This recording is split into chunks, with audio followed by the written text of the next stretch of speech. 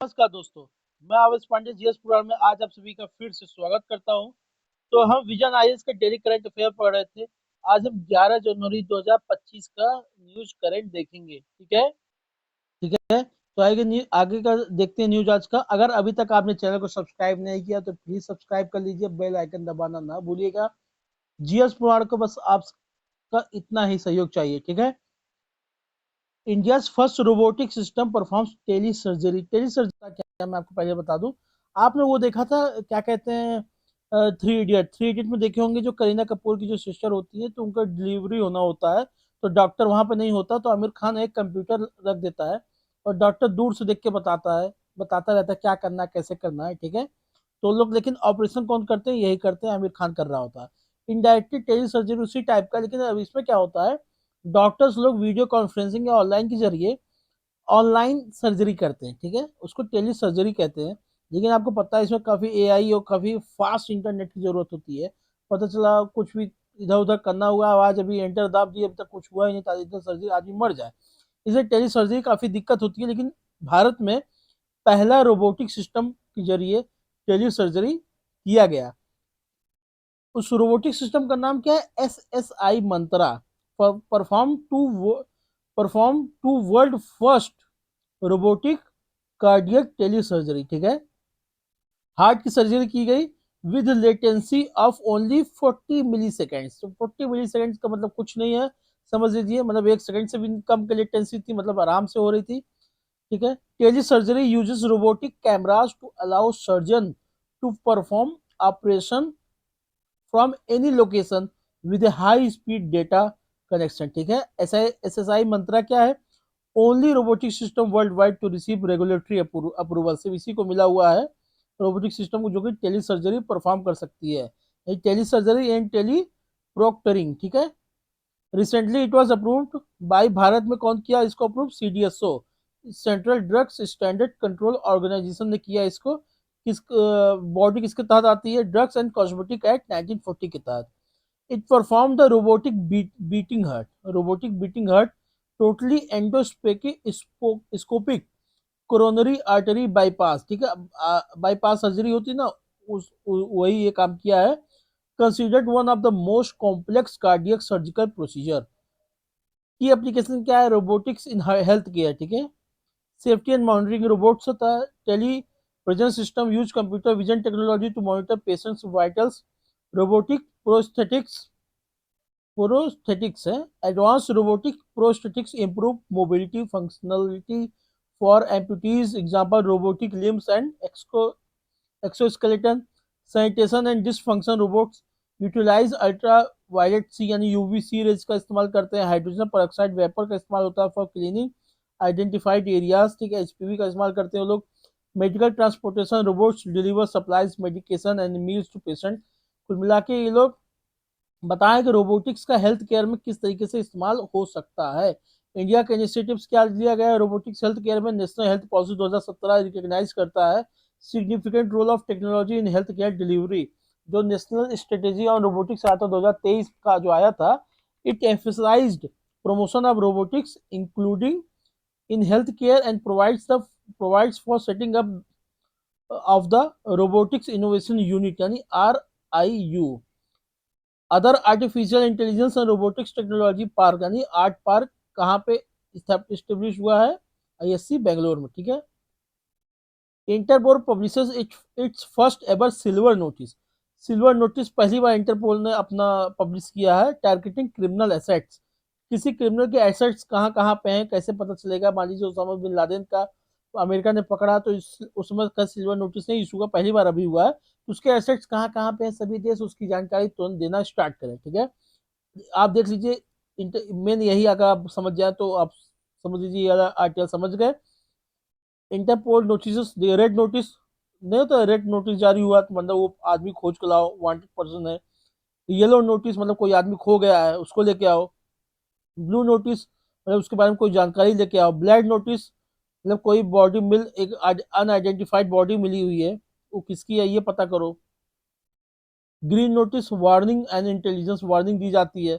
Orange notice में imminent threat होता है किसी लोगों से। पर्पल नोटिस मोडस ऑपरेंडी का, जैसे कोई ग्रुप का कोई मोडस ऑपरेंडी काम कर रहा है उस चीज को तोड़ने के लिए पर्पल नोटिस, ठीक है। ये देखिए सिल्वर नोटिस, पायलट फेज में है ये, identification and tracing of criminal asset, ठीक है। तो ये इंटरपोल का वो है जो सिल्वर नोटिस मैंने आपको बताया, न्यूएस्ट एडिशन हुआ है इंटरपोल की इस नोटिस में, suits for colour coded notice targeting criminal assets, ठीक है। नया है, अभी तक हुआ नहीं था, पायलट फेज में है ये। सिल्वर नोटिस मैंने आपको बता दिया, its member requesting information on asset, जो आपका एसेट है, जो आपका उसका प्रॉपर्टी जो है उसके बारे में बताएगा, link to a person criminal activities such as fraud, जो corruption, drug trafficking, environmental crime, इन सब में इन्वॉल्व हो उनके लिए, मतलब ऐसा नहीं सिर्फ इतना ही है, आतंकवादी आतंकवादी उनका भी ऐसे होता है। Interpol notices, they are the international request for the cooperation or alerts allowing police in member countries to share critical crime related information। कुल 8 प्रकार की नोटिस होती हैं, ठीक है, आपने देख लिया यहाँ पे, 1 2 3 4 5 6 7 8, ये 8 नोटिस हो गई। There are 8 type of notices apart from the Interpol UNSC special notice issued by General Secretariat। Notices can be requested by a member country, कोई कर सकता है, इंटरनेशनल क्राइम ट्राइब्यूनल कर सकता है, इंडियन नेशनल सेंट्रल ब्यूरो, जैसे भारत का कौन है, सीबीआई, ठीक है। सीबीआई भारत का इंटरपोल का एक मेंबर के रूप में काम कर रहा है यहाँ पे भारत में, एक सदस्य के रूप में है, जो कि रिक्वेस्टिंग मेंबर सीबीआई, अगर इंटरपोल को भारत में किसी से संपर्क करना होगा सबसे पहले तो सीबीआई से करेगा। जो जेनोसाइड हुआ, वॉर क्राइम्स, ये सब भी इसी के अंदर आते हैं। अबाउट इंटरपोल के बारे में, 1923 में बना था as a international criminal police commission and second international criminal police congress in Vietnam Australia में, ठीक है। This the only organization with the mandate and the technical infra to share police information globally. India ने इसको 1949 में join किया था, ठीक है। CBI is designated central national central bureau of India for ICPO Interpol, ठीक है। वो नेशनल सेंटर ब्यूरो भारत में कौन है, इंटरपोल के लिए सीबीआई है, जो मैंने आपको अभी बताया। India's poverty rate falls below 5% इन 2024, extreme poverty nearly eradicated. SBI report के हिसाब से भारत में जो एक्सट्रीम पॉवर्टी है वो खत्म होने पे है, और जो पॉवर्टी रेट है वो 5% से नीचे आ गया है।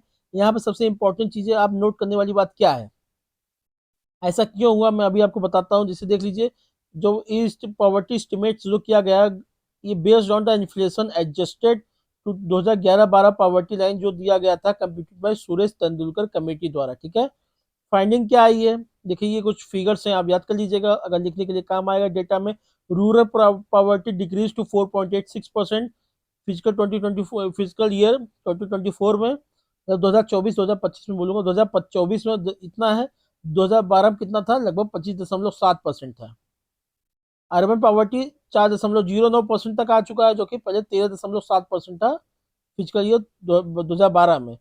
रीजन क्या है इसका, higher consumption growth among the bottom 5% जो पॉपुलेशन है उनके कंजप्शन बढ़ा है, causing shift in poverty line.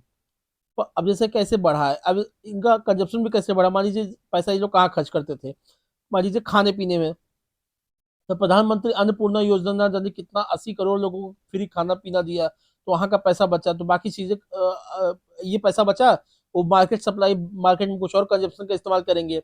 Health, मान लीजिए हेल्थ में पैसा खर्च होता है, तो प्रधानमंत्री अब आयुष्मान योजना के तहत कुछ 5 लाख तक हेल्थ केयर चेकअप फ्री हो जा रहे हैं, तो वहां का पैसा इनका थोड़ा बहुत बचा।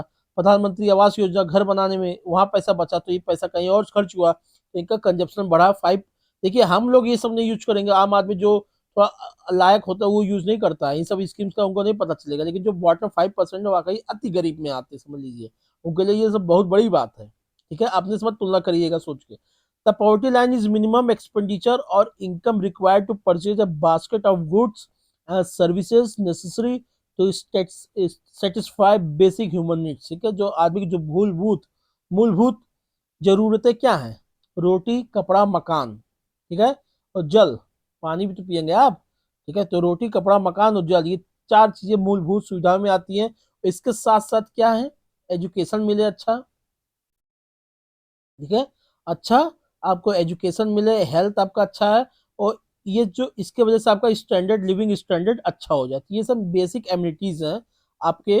बाद में उसके बाद फिर सेकेंडरी आती है, रोड हो, बिजली हो। आप कहेंगे पहले रोड बिजली दो, तो भले मकान हो, खाने पीने की रोटी सब, कपड़ा मकान ना हो तो क्या मतलब है उसका। तो वो सब भी होता है। पॉवर्टी एस्टिमेशन इन इंडिया देखते हैं, मेजर कमेटीज कौन कौन सी बनी है।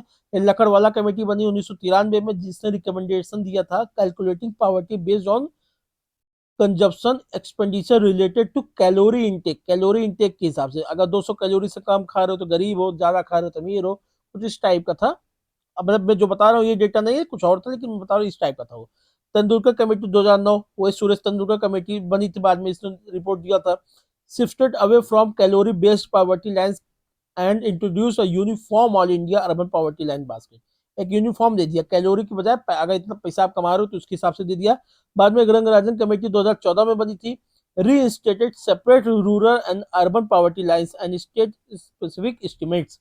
2014 में जो रंगराजन कमेटी बनी उसने नया बोला कि नहीं, रूरल अर्बन को अलग देखो। लेकिन आज के समय में जो पॉवर्टी एस्टिमेशन का जो फार्मूला देखा जाता है ना, वो तेंदुलकर कमेटी के हिसाब से ही होता है।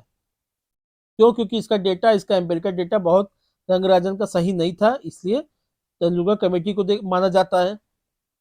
अब गवर्नमेंट इनिशिएटिव्स क्या लिए गए हैं पॉवर्टी इराडिकेशन के?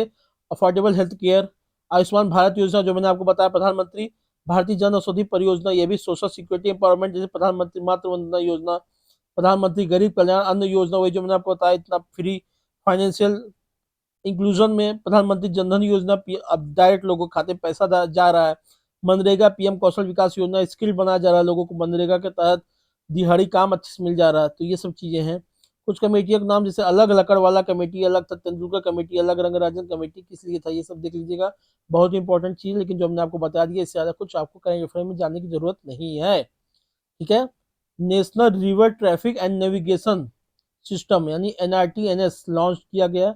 ये क्या काम करेगा? NRTNS aims to promote safety smooth operation of inland vessels. ठीक है, इनलैंड वेसल्स मतलब समझ गए, जो नदियों के सहारे जो वेसल्स आपके चलते हैं। It has been launched at the second meeting of inland waterways development council की जो दूसरी मीटिंग हुई थी। ये कब सेटअप की गई? 2023 में, यानी दूसरी मीटिंग इसकी 2024 में हुई। Is an apex platform policy deliberation for promotion propagation of inland waterways. ठीक है। Setting up 9 regional centres of excellence बनाए गए to train and involve the inland waterways transport sector में। आपको ट्रेनिंग कैसे होगी? Mooted ideas launching river Rhine community development scheme to improve socio economic wellbeing of communities. Inland waterways in India का status देखते हैं, कुल भारत में कुल टोटल कितना है?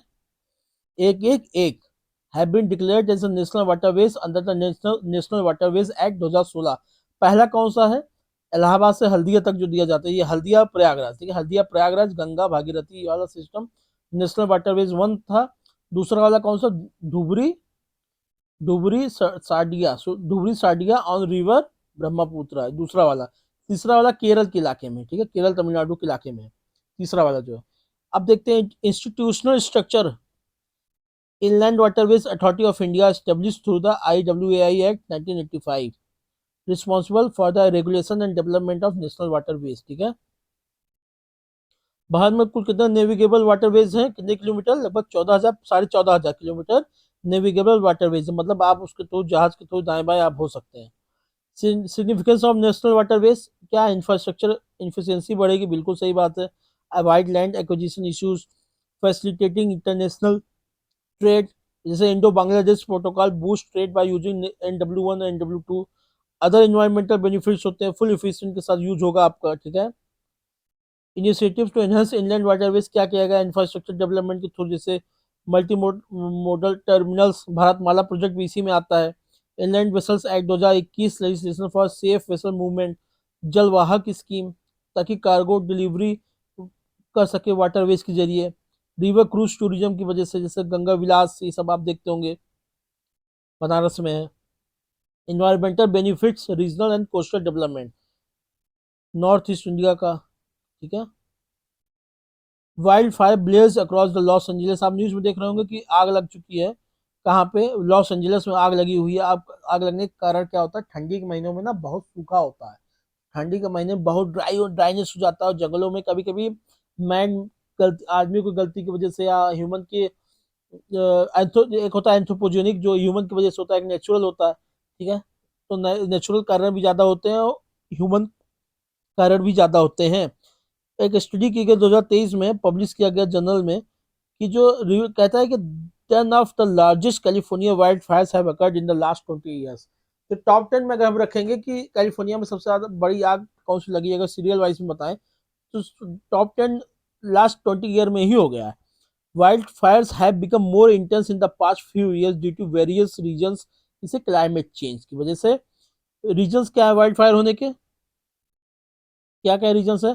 एंथ्रोपोजेनिक एक्टिविटीज, 85% जितना भी फॉरेस्ट फायर्स होते हैं अमेरिका में across the US are started by humans, ठीक है। ह्यूमन द्वारा ही होता है, चाहे वो जानबूझ के करे चाहे गलती से हो जाए उनसे।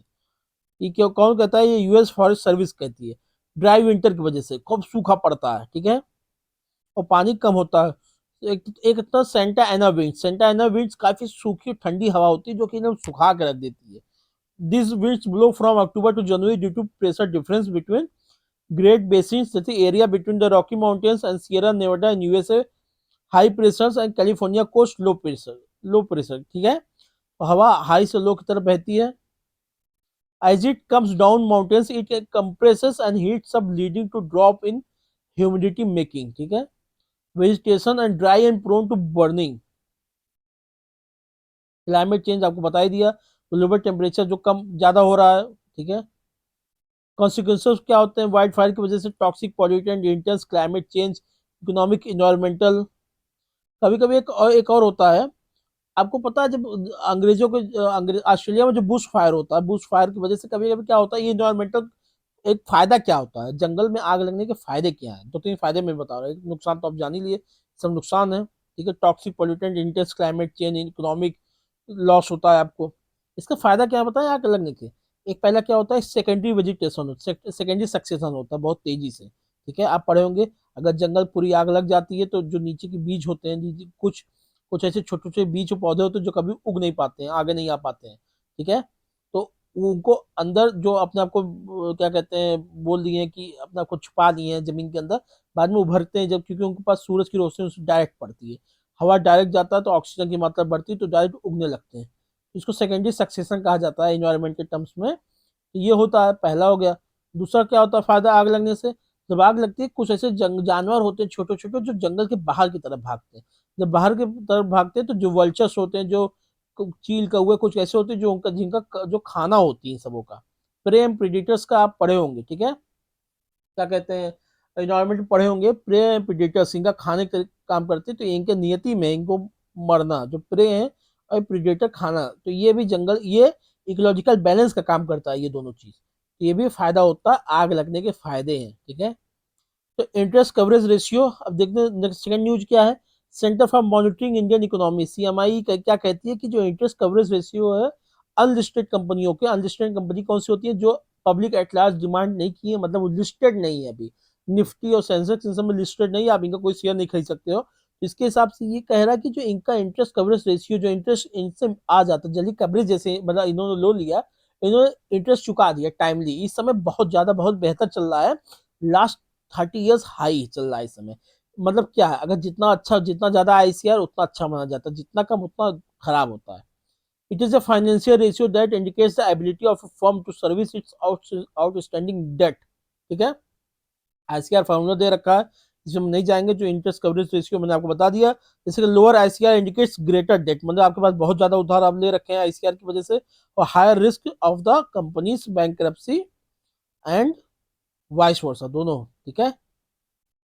सबमरीन वाक्सीर, देखिए प्रोजेक्ट P-75 के तहत फ्रांस को 6 प्रकार के सबमरीन भारत को देने थे। कलावरी, कलावरी यानी स्कॉर्पियन क्लास, स्कॉर्पियन एक सबमरीन होती है, डीजल इलेक्ट्रिक सबमरीन होती है। कौन सा होता है ये? डीजल, मतलब कुछ समय के लिए डीजल के लिए भी काम करेंगे, कुछ समय के लिए इलेक्ट्रिक के लिए भी काम करेंगे, ठीक है। और एक होता है न्यूक्लियर सबमरीन, अलग होता है। इलेक्ट्रिक क्यों? कि अगर मान डीजल में क्या होता है, डीजल में क्या होता है कि जब मान लीजिए डीजल सबमरीन है, ठीक है, अभी आपको बताते हैं क्या जो दिया गया इसके बारे में बताते हैं सबमरीन के बारे में, लेकिन एक छोटा सा आप कॉन्सेप्ट बता दो। जो डीजल सबमरीन होता है, ठीक है, मान लीजिए देखिए, डीजल मान लीजिए पानी है, ठीक है, ये डीजल सबमरीन है, ये पानी है, पानी, ये पूरा पानी, ये मान लीजिए सबमरीन है। अगर धुआं निकलेगा, डीजल का धुआं निकलेगा तो धुआं तो बुलबुला दिखेगा, बुलबुला नहीं आएगा पानी के ऊपर, बुलबुला आएगा तो दूर से दुश्मन देख लेगा यहाँ वहां के वहीं के सबमरीन है, तो ये डीजल में। अच्छा, अब सिर्फ अगर डीजल हो तो दिक्कत है। अब इलेक्ट्रिक अब इलेक्ट्रिक को इतना बड़ा स्टोरेज तो आपका है नहीं कि आप 1-2 महीना इलेक्ट्रिक चल जाए, तो डीजल इलेक्ट्रिक सबमरीन बनता है, मतलब कुछ समय के लिए डीजल, और जब तक डीजल चलता रहे तो आपका बैटरी चार्ज कर दे, ठीक है, जैसे आप स्कूटी आपका स्टार्ट, बैटरी आपकी चार्ज होती रहती है। अभी कुछ समय के लिए इलेक्ट्रिक वाला, जब इलेक्ट्रिक वाला ऑन हो जाएगा तो धुआं नहीं निकलेगा, ठीक है, जब धुआं नहीं निकलेगा तो आप पकड़ में नहीं आएंगे, इसलिए इलेक्ट्रिक बेहतर होता है। इससे भी बेहतर किया न्यूक्लियर। अब न्यूक्लियर वाला जो होता है ना, बहुत, ये इलेक्ट्रिक वाला आप 2-3 दिन, 1-2 दिन चला पाएंगे, बाद में आपको डीजल ऑन करना ही पड़ता, नहीं तो आपको सरफेस पे आना पड़ता है, रह रह के बार बार सरफेस में आना पड़ता है। न्यूक्लियर में आप दो दो एक महीना तक ऊपर नहीं आएंगे और किसी को पता नहीं चलेगा, ठीक है। न्यूक्लियर एनर्जी एक छोटा सा इतना बड़ा बड़ा इतना बड़ा यूरेनियम आप कम से कम 10-15 दिन आप जलाएंगे इसको, ठीक है, और एनर्जी आप क्रिएट करेंगे, तो इसलिए न्यूक्लियर एनर्जी का ये फायदा होता है। आपको बता दिया। अच्छे, अब बता दो, जो फ्रांस के साथ जो डील हुई थी, प्रोजेक्ट P75 के तहत, इसके तहत scorpion class submarine, diesel electric का सबमरीन जो मैंने आपको बताया, 6 सबमरीन देना था, कलावरी, खांदेरी, करांज, वेला, वागिर एंड वाक्सीर। जो अभी समय कौन सबसे वाला, ये वाक्सीर दिया है, मतलब 6 के 6 वो फ्रांस ने हमको दे दिया है, वाक्सीर वाली सबमरीन, ठीक है। ये ग्रेविटेशनल लेंसिंग क्या होता है, देखिए, physicist S डुरहम university United kingdom में डिस्कवर किया है, क्या, 144 प्रीवियसली, सॉरी 44, हाँ सिर्फ 44 गलत बोल दिया, 144 मैंने गलत बोल दिया, 44 previously unknown stars located behind cluster of galaxies. होता है क्या, ग्रेविटेशनल लेंसिंग में आपको बता दूं क्या होता है। जैसे ये देखिए, मान लीजिए कुछ ऐसे ग्रह है, ये है, ठीक है, ये कुछ गैलेक्सी है, एक ये गैलेक्सी है, एक ये गैलेक्सी है, ठीक है, एक ये गैलेक्सी है, एक ये गैलेक्सी है, एक ये गैलेक्सी है, मान लीजिए। और आपकी पृथ्वी कहाँ है, एक सेकंड, मैं आपको ग्रेविटेशनल लेंसिंग बता रहा हूँ, आप समझ जाएंगे, प्लीज एक बार ध्यान दीजिएगा यहाँ पे, आप समझ जाएंगे ग्रेविटेशनल लेंसिंग क्या होता है। मान लीजिए एक ये है, ऐसे ऐसे, ठीक है, ये दो गैलेक्सी है, ये सब गैलेक्सियां आई, ठीक है, दूर दूर है, ये सब पास में नहीं है। मान लीजिए एक ये गैलेक्सी है, ये पृथ्वी है, आपके यहाँ पे आपकी पृथ्वी है, यहाँ पे आपकी पृथ्वी है, ये पृथ्वी है। अब यहाँ पे कोई स्टार है, ठीक है, ये कोई स्टार है, अभी आपको दिखेगा है नहीं, मतलब यहाँ ढेर सारा यहाँ सब बना हुआ है, दिखेगा है नहीं, ये बहुत दूर है। तो मान लीजिए यहाँ से कोई लाइट चली यहाँ से, ऐसे रोशनी बढ़ी कि इसका ग्रेविटेशनल खींचेगा तो यहाँ बीच में आएंगी, ठीक है। अब ये खींच रहा है, इसके ग्रेविटी खींच रही, इसकी ग्रेविटी खींच रही, तो यहाँ पे ऐसे मुड़ जाएगा, इसकी ग्रेविटी खींचेगी, ये अपनी तरफ खींचेगा। तो एक ग्रेविटी की वजह से लाइट बेंड हो रही कि नहीं हो रही, लाइट बेंड हो रही है, ये खींचेगा, ये खींचेगा, ये खींचेगा, खींचते खींचते पता चला ये आपकी ये गैलेक्सी भी खींचने लगी। तो जो लाइट अपेरेंटली सीधे आनी चाहिए थी, जो आपको नहीं दिखनी चाहिए थी कभी, ग्रेविटेशनल लेंसिंग की वजह से वो दिख रही है। अब आपको ये चीज यहाँ पे अपेरेंटली दिख रहा है ये। तो अब ये जो आपको कभी नहीं दिख सकती थी, वो ग्रेविटेशनल लेंसिंग की वजह से दिख रही है, इसे कहते हैं ग्रेविटेशनल लेंसिंग। लेंस क्या काम करता है, छोटी चीज को आपको बड़ा करके दिखाता है ना, तो ग्रेविटेशनल लेंसिंग हो गई।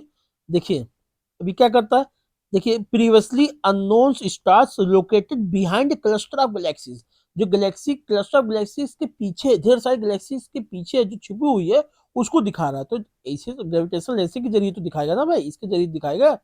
GL occurs when massive objects distort and magnify lights from objects behind them such as galaxy or quasar, acting as a cosmic telescope। Cosmic telescope ही कहा जाता है इसे, ये सब कॉस्मिक टेलीस्कोप का काम कर रही है।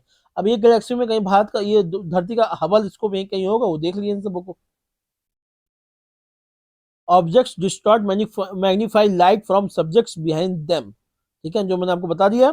This happens because the object mass curves space and time causing light to travel along a curved path, ठीक है। तो हाँ, वही जो मैंने आपको बताया है, बाकी आगे कुछ है नहीं।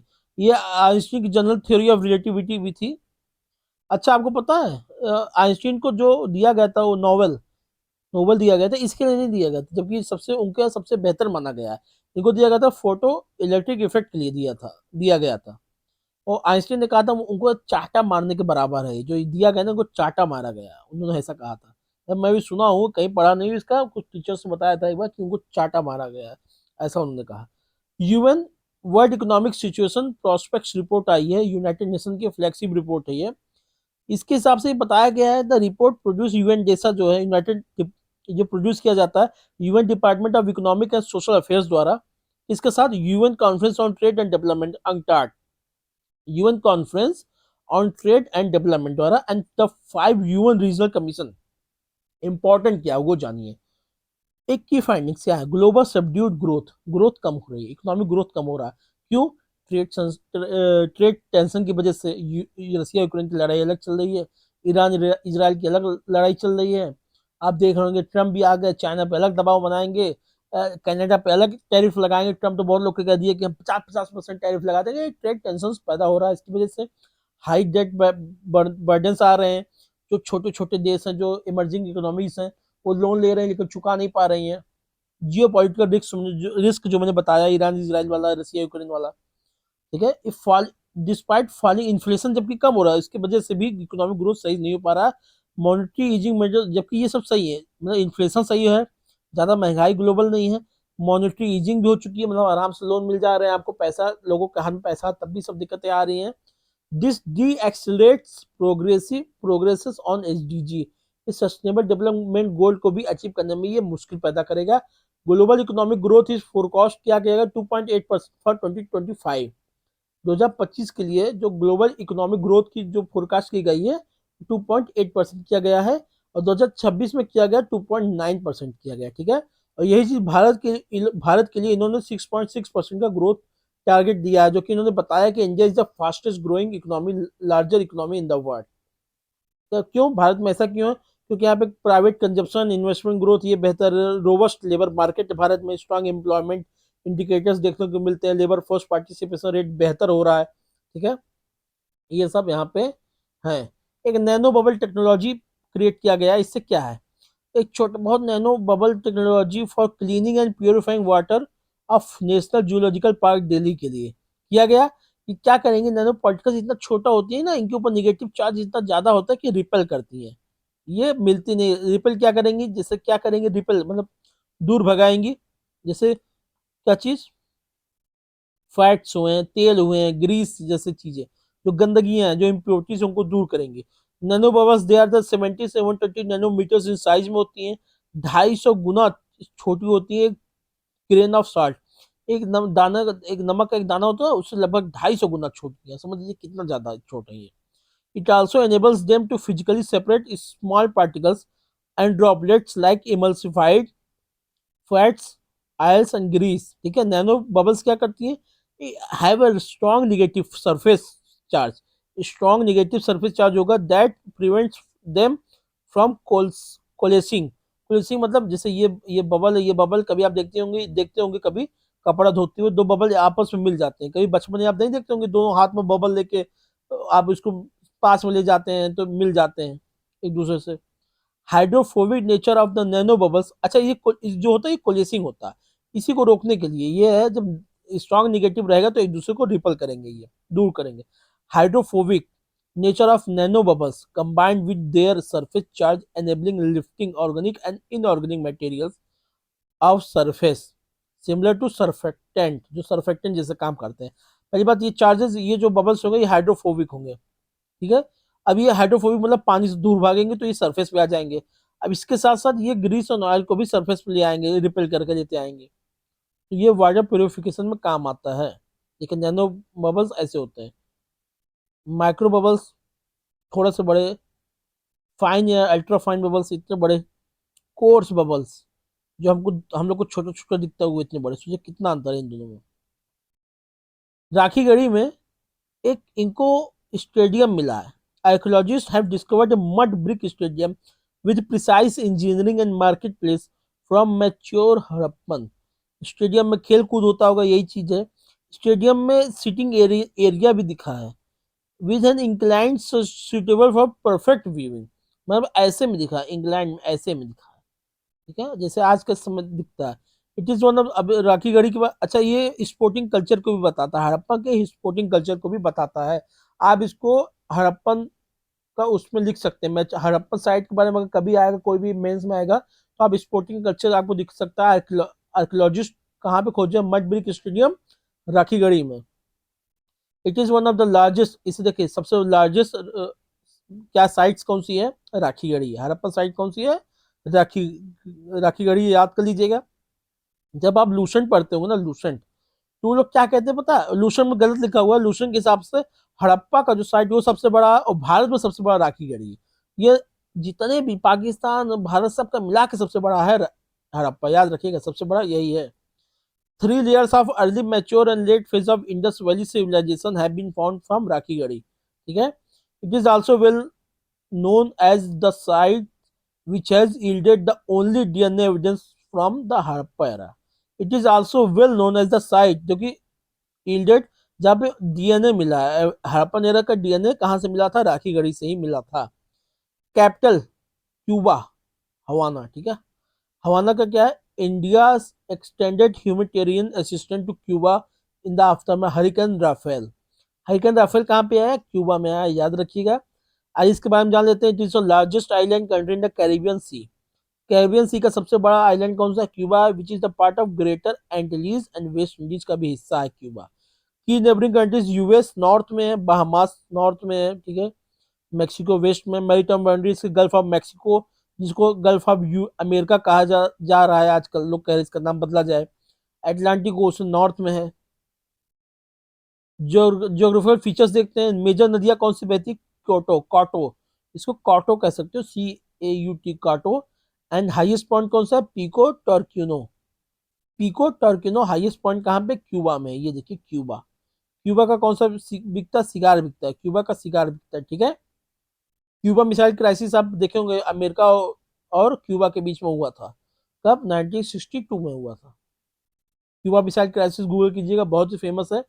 तो बहुत बहुत धन्यवाद आपका, आपने इस वीडियो को अंत तक देखा। आप इस चैनल को सब्सक्राइब कर लीजिए, बेल आइकन दबाना ना भूलिएगा, और अपने दोस्तों तक शेयर कीजिएगा इस इनिशिएटिव्स को। ठीक है? बहुत बहुत धन्यवाद आपका। आपका दिन शुभ मंगल में हो। जय हिंद, जय भारत।